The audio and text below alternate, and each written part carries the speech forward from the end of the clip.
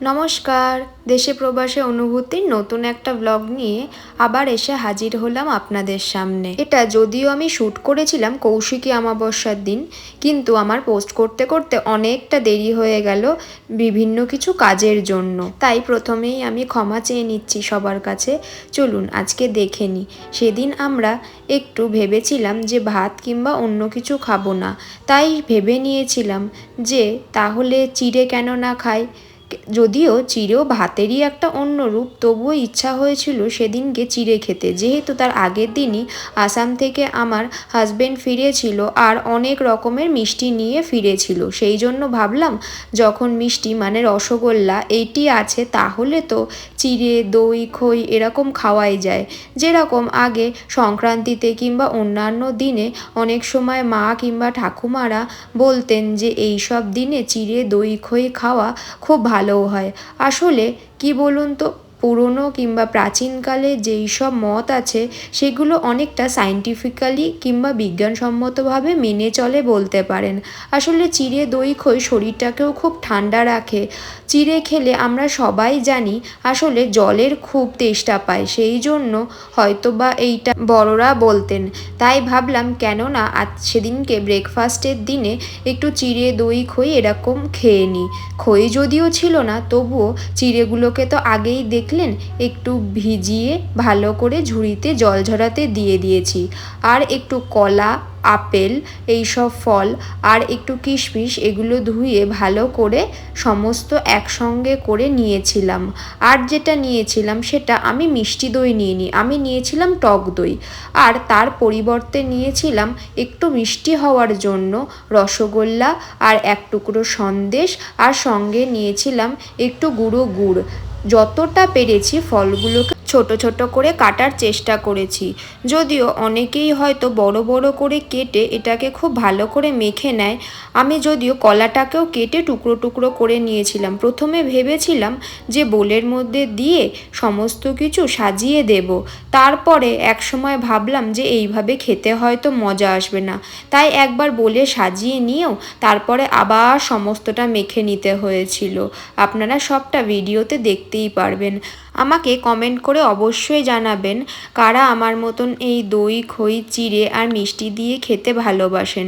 যদিও আমি যে খুব একটা মিষ্টি প্রেমী তা নয়, কিন্তু বছরে 2-1টা দিন কিংবা 4-5 দিন খেতে অবশ্য খুব একটা মন্দ লাগে না। কিন্তু হ্যাঁ, আমি খুব বেশি মিষ্টি ব্যবহার করি না, কেন কি খুব বেশি মিষ্টি দিলে আমি সবটা খেয়ে উঠতে পারি না, সেই জন্যই। এছাড়া আর বিশেষ কিছু একটা নয়। আর যেটা আমি মিষ্টি বলতে হয় গোটা রসগোল্লা কিংবা সন্দেশ কিংবা হয়তো বা গুঁড়ো গুড় ইউজ করে থাকি, কিন্তু আমি চিনি কিংবা চিনির রস এগুলো ব্যবহার করি না।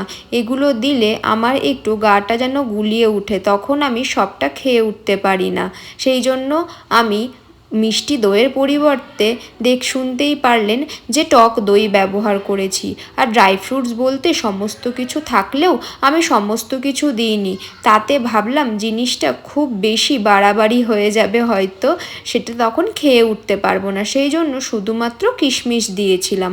ফল আরও অনেক কিছুই ঘরে যদিও ছিল, পেঁপে তরমুজ, কিন্তু ভাবলাম এগুলো না দিয়ে বরঞ্চ এই 2 রকম ফল দিয়েই এটাকে করে দিই, না হলে বেশি ভারী হয়ে যাবে আর জিনিসটা খাওয়ার পরিবর্তে নষ্ট হতে পারে।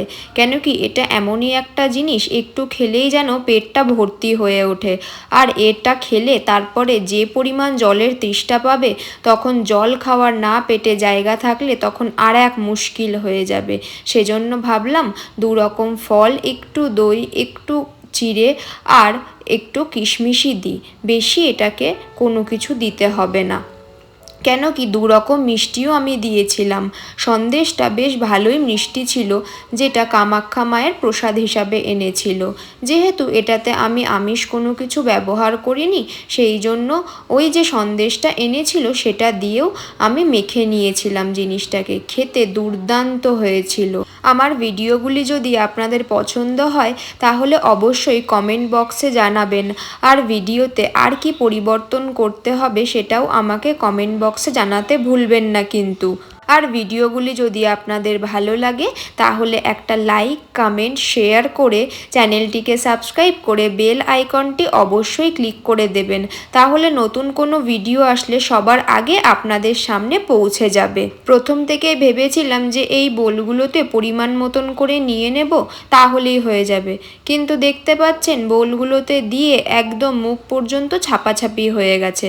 সেই জন্য ভাবলাম এইভাবে দিয়ে লাভ নেই, বরঞ্চ দুটো বোলের জিনিসকে একটা বড় ডিশের মধ্যে করে সেটাকে মেখে নিয়ে নিই। ও হ্যাঁ, যেটা বলতে ভুলেই গেছিলাম, আমি সাধারণত বাজার থেকে বেদানা বলুন আর ডালিমি বলুন এনে আমি ভালো করে ছাড়িয়ে একটা এয়ারটাইট টিফিন বক্সের মধ্যে রেখে দিই। যখন যেরকম ডিশে প্রয়োজন হয় আমি সেটাকে ওপর থেকে গার্নিশ করে দিই। এই যে তাই ওখানে একটু বেদানাও ছড়িয়ে দিয়েছিলাম, কেন কি বেদানাটা যেহেতু টক মিষ্টি একটা টেস্ট নিয়ে আসে, সেহেতু এটা খেতেও বেশ ভালোই লাগবে। সেই ভেবে আমি বেদানাটাও বেশ অল্প ছড়িয়ে দিয়েছিলাম। কিন্তু অবস্থা দেখতে পারছেন, এইভাবে আর খাওয়া হয়ে ওঠেনি। তাই সমস্তগুলোকে একসঙ্গে নিয়ে একটা ডিশের মধ্যে ভালো করে মেখে নিয়েছিলাম। কেন কি এই ডিশটাতে মেখে খেতে গেলে একাকার হয়ে যেত, তখন খাওয়া তো আর হতোই না। আর ও হ্যাঁ, এই বছরের এই মনে হয় আমাদের শেষ পাকা আম খাওয়া, তাই ফ্রিজে কিছুটা পাকা আমও পড়েছিলাম। তাই ভাবলাম যে পাকা আমটা টুকরো টুকরো করে কেটে দিলে বেশ ভালোই লাগবে খেতে, তাই একটু পাকা আমও কেটে নিয়েছিলাম। ভিডিওগুলি আপনাদের যদি ভালো লাগে তাহলে কমেন্টের মাধ্যমে আমাকে অবশ্যই জানাবেন। তাহলে এই রকম আরও নতুন নতুন রেসিপি নিয়ে আপনাদের সামনে উপস্থিত হব। এরকম নতুন নতুন রেসিপি দেখতে হলে আমার চ্যানেলটিকে লাইক করে অবশ্যই সাবস্ক্রাইব করে বেল আইকনটি ক্লিক করে রাখবেন। আজকের ব্লগটি তাহলে এই পর্যন্তই থাকলো। পরবর্তীতে একটা নতুন ব্লগ নিয়ে আপনাদের সামনে উপস্থিত হব। ততক্ষণ পর্যন্ত আপনারা সবাই ভালো থাকবেন, সুস্থ থাকবেন, সাবধানে থাকবেন, একে অপরের দিকে খেয়াল রাখবেন।